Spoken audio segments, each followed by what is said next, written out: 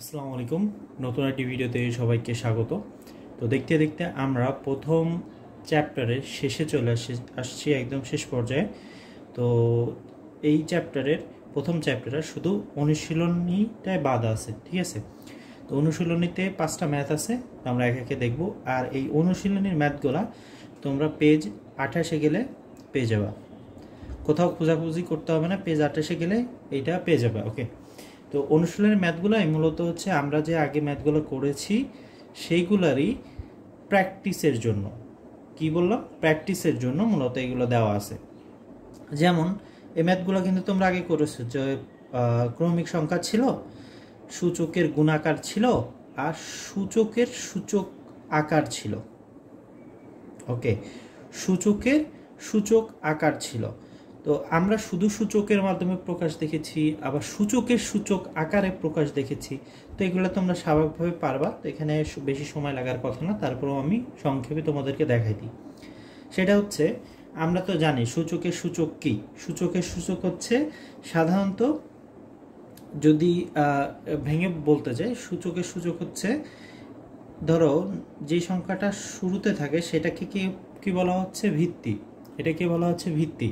এবার এর উপরে যখন আমি কোনো একটি সংখ্যা দিচ্ছি, 2 হতে পারে, 4 হতে পারে, 5 হতে পারে, 10 হতে পারে, সেটাকে আমরা বলতেছি সূচক। আর সূচক কি? এই যে ভিত্তিটা, এই কতবার গুণ হয়েছে, এর ভিত্তি হচ্ছে নিজের সাথে কতবার গুণ হয়েছে সেটা প্রকাশ করে কি? সূচক। অর্থাৎ 8-এর উপর 2বার মানে কি? যে 8 হচ্ছে 2বার গুণ হয়েছে, 8 গুণ 8 2বার ছিল। 8-এর উপর যখন আমরা 3 দিব, তখন এখানে কি 8 3বার লিখতে হবে। ওকে, এবার সূচকের সূচক বলতে কি বোঝায়? সূচকের সূচক হচ্ছে এই টোটাল সংখ্যার উপরে, এই সংখ্যাটার উপরেও আর একটি কি আছে, আর একটি সূচক হতে পারে, সেটাকেই বলা হচ্ছে সূচকের সূচক। ওকে, সূচকের সূচক। এখানে এক কিছু নয়, মানে 1 আছে, আবার 2 হতে পারে, 3 হতে পারে, 4 হতে পারে। যেমন এখানে যদি আমরা 1 নাম্বার করি, তাহলে এটার উপরে কিছু নয় মানে কি? 1 আছে। মানে এটা আমরা মনে মনে কল্পনা করে নিচ্ছি, হ্যাঁ, তাহলে আমাদের করতে সুবিধা হবে। তাহলে 1 আছে, কিছু নয় মানে কিন্তু এখানে 1 আছে। এবার আমরা গুণের নিয়ম, আমরা সূচকে গুণের নিয়ম জানি যে গুণ থাকলে কি করতে হয়? প্রতিটা যোগ করতে হয়। তাহলে আমাদের 8 14 কি করতে হবে? এই প্রতিটা 1 হচ্ছে কি করতে হবে? যোগ করতে হবে। তো আমরা যদি যোগ করি, তাহলে এটাকে যদি সূচকের আকার, মানে সূচকের সূচক আকারে প্রকাশ করি, তাহলে আমাদের কি হয় দেখো, 8 সূচক 14, আর এইটা সূচকের সূচক হয়ে যাচ্ছে কত? 4। ক্লিয়ার? ওকে, এবার বাকিগুলো যদি আমরা করি, দেখো 1 2 3 4 5 6 7 8 9 10 11, উপরে প্রতিটাই 1 করে আছে, তার মানে 1 হচ্ছে 11 বার, যোগ করলে কত হয়? 11 হয়। তাহলে আমরা 6 2 আর উপরে কত বসাইতে পারি? 11। ক্লিয়ার? ওকে, এবার 14 কতবার আছে? 2 বার, তার মানে উপরে 1 1 2 বার আছে। তাহলে আমরা এখানে বসাইতে পারি 14, ঠিক আছে, 14 দিলাম, সূচক দিলাম 3, আর উপরে সূচকের সূচক দিলাম 2। এখানে 4 বার আছে, তার মানে হচ্ছে আমরা 18 9 দিলাম, আর সূচক কত? সূচক হচ্ছে 4। খুবই সিম্পল। তারপর হচ্ছে এখানে আমাদের 25 আছে, তাই না? 25-এর কত উপরে কত সূচক আছে? 4 আছে শুধু। তাহলে আমরা এখানে দিব, খুবই সিম্পল, তাহলে আমরা এখানে দিব হচ্ছে তোমার 25 4, আর কিছু না থাকা মানে কি? এটা। অর্থাৎ এইটা ধরো সিঙ্গেল একটা সংখ্যা, তাই তো? সিঙ্গেল সংখ্যা। তো এই সিঙ্গেল সংখ্যার উপরে কিছু নাই মানে কি? উপরে হচ্ছে 1 আছে। কিছু নাই মানে কি? উপরে 1 আছে। তো এইটাকেই আমরা এখানে প্রকাশ করতেছি। দেখো, খেয়াল করো, এখানে কিছু নাই মানে কি? এর উপরে 1 আছে, এটাকেই আমরা সূচকের সূচক আকারে প্রকাশ করতেছি। তো যেমন ধরো, তোমাকে যদি আমি বলি যে 5 5 উপরে কত? সূচক 7 দাও। এটাকে যদি তুমি সূচকের, এটা ধরো নরমালি সূচক আছে কি 5-এর সূচক কত? 7। এবার এটাকে যদি তোমাকে আমি সূচকের সূচক আকারে প্রকাশ করতে বলি, তাহলে এটা কি করবে? দেখো, 5 7 উপরে 1, এইটার এটা সেম। আমরা জানি যে কোনো সংখ্যার উপর যখন সূচক না থাকে তখন আমরা 1 যেমন বসাইতে পারি, তেমন সূচকের সূচক যদি কিছু না থাকে তখন আমরা 1 বসাইতে পারি। ওকে, তো আই হোপ এই ম্যাথটা বুঝতে পারছো। আমরা নেক্সট ম্যাথে চলে যাব, সেটা হচ্ছে খুবই সিম্পল। এটা হচ্ছে 2 নাম্বার, এটাও তুমি 28 পেজে পেয়ে যাবা। আর এটা হচ্ছে নিচে সূচকের সংক্ষিপ্ত আকারগুলো নির্ণয় করো। সংক্ষিপ্ত আকারগুলো আগে আমরা কি দেখেছি, আগে আমরা করলাম কি সূচকের সূচক। এবার আমাদের কি করতে হবে, সূচকের যে সূচকার দেওয়া আছে, অর্থাৎ সূচকের যে সূচক দেওয়া আছে এইটাকে আমাদের শুধু সূচকে প্রকাশ করতে হবে। এটাও সিম্পল, আমরা গুণ করে দিব। আমরা জানি দুইটা সূচক যখন এই অবস্থাতে থাকে, একটা ভিতরে থাকে আর একটা বাইরে থাকে, তাদের মধ্যে কি সম্পর্ক থাকে, গুণের সম্পর্ক থাকে। এই তোমার হচ্ছে ব্র্যাকেট দেওয়া মানে কি গুণের সম্পর্ক, প্রতিটার মধ্যে গুণের সম্পর্ক আছে। তাহলে গুণের সম্পর্ক যদি হয় তাহলে সেক্ষেত্রে কি হয় দেখো, সেটা হচ্ছে 437। আচ্ছা, এবার এই যে উপরে 2 গুণ 11, এটা করলে কত হচ্ছে, এটা করলে হচ্ছে 437, উপরে সূচক কত 2 আর 11 গুণ করলে হয়ে যাচ্ছে 22। ঠিক আছে, ওকে। পরেরগুলো যদি আমরা করি, পরেরগুলো করলে দেখো, পরেরগুলো করলে হয় 19, 2 গুণ 4, আর 2 গুণ 4 করলে কত হচ্ছে 8, তার মানে 19, সূচক কত হচ্ছে 8। ক্লিয়ার? এটা দেখো, এখানে যদি আমরা করি তাহলে 34, উপরে 3 আর 7 কি হচ্ছে গুণ হয়ে যাচ্ছে, গুণ 3 হচ্ছে 7-এর সাথে গুণ করলে কত হয় 34, আর 3 7 21। ওকে, আচ্ছা, এবার এটাও সেম, খুবই সোজা তাই না, এটা আসলে পানির মতো সহজ। আমরা কি করব, 2 গুণ 3 লিখলাম, এটাকে যদি সংক্ষিপ্ত সূচকের মাধ্যমে প্রকাশ করি তাহলে হয়ে যাচ্ছে 6। এটা তো 13 গুণ 1, 13 গুণ 1 মানে কি, 3 গুণ 1 মানে তো হচ্ছে 3ই থাকবে, 13 উপরে 3 গুণ 1, তার মানে এটা থেকে যাচ্ছে 13, উপরে সূচক 3 থেকে যাচ্ছে। ওকে, ক্লিয়ার? দেখো খুবই সহজ না, যদি আগের ম্যাথগুলো করে থাকো, আগের ম্যাথগুলো দেখে থাকো, বুঝে থাকো, তাহলে কিন্তু এগুলো পানি হয়ে যাবে। কি বললাম, পানি পানি। ওকে, তো পরবর্তীতে আমরা 3 নাম্বার দেখব। 3 নাম্বারটা হচ্ছে খালি ঘরগুলো সঠিকভাবে পূরণ করো। তো সিম্পল, আগে আমাদের কি ছিল যে কয়েকটা ঘর করে দেওয়া থাকতো, আমাদের লাস্টে 2টো বা 1টা ঘর পূরণ করতে হতো। তো এবার আমাদের কি বলতেছে দেখো, প্রতি ঘরগুলাই করা, বাট প্রতিটা ঘরে কিছু কিছু খালি ঘর আছে, এই খালি ঘরগুলো আমাদেরকে পূরণ করতে হবে। খুবই সিম্পল, সেটা হচ্ছে প্রথম কি সূচকের গুণফল, সূচকের ভাগফল, সূচকের সূচাকার, সূচকের সংক্ষিপ্ত আকার। তাহলে আমরা এই চ্যাপ্টারে সূচকের 3টা জিনিস শিখেছি, কি বলতো, একটা হচ্ছে সূচকের গুণ করা শিখেছি, সূচকের ভাগ করা শিখেছি, সূচকের সূচকার শিখেছি। সূচকের গুণ কেন প্রয়োজন, সূচকের গুণ এই কারণে প্রয়োজন যে আমরা একটা জিনিস বারবার না লিখে সেটাকে তোমার হচ্ছে একটি মাত্র সিঙ্গেল ভাবে লিখতে পারি, এজন্য সূচকের গুণটা আমাদের বেশি জরুরি।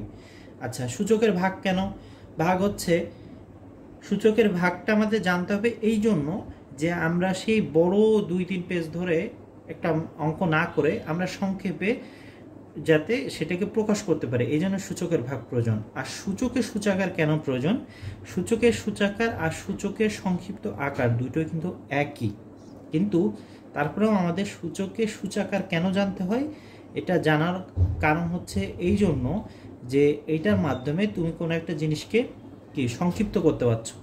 ওকে, সংক্ষিপ্ত করতে পারছো, আর এটার মাধ্যমে তোমার এটার পরিধি বেড়ে যাচ্ছে। ঠিক আছে, যেমন সূচকের সূচাকারের মাধ্যমে তুমি কিন্তু এইভাবে লিখতে পারবে না। মনে করো এখানে 2 আছে, উপরে তোমার 10,000 আছে,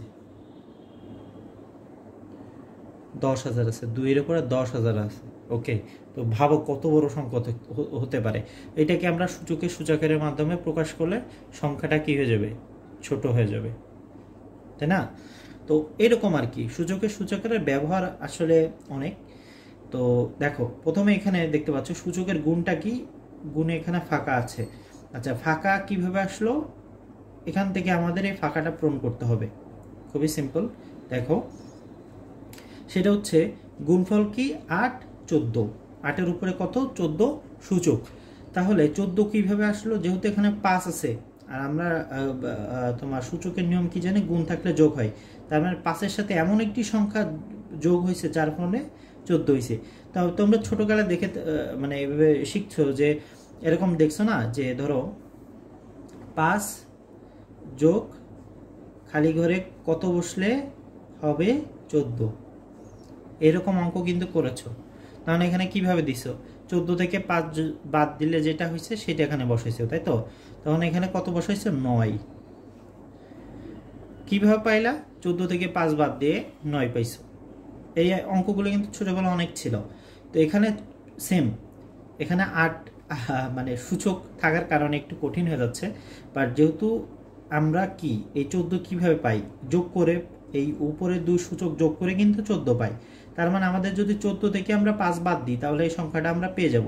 তো সেক্ষেত্রে এখানেও কি হবে? এখানেও হবে 9। ওকে, পরবর্তী ঘরটায় দেখি আমরা, সেটা হচ্ছে এটা। এখানে দেখো 22 আছে, তার মানে 22 থেকে যদি আমরা 15 বাদ দিই, 22 মাইনাস 15 করি, তাহলে আমাদের কত হচ্ছে 7। তার মানে আমাদের এই ঘরে কত বসবে? এই ঘরে বসবে হচ্ছে 7। কত? 7 বসলো। আচ্ছা, এখানে কত বসছে দেখো, 14 15 5 29। আমরা জানি কোনো দুটি সংখ্যার সূচকগুলা তখনই যোগ হয় যখন তার ভিত্তি এক হয়।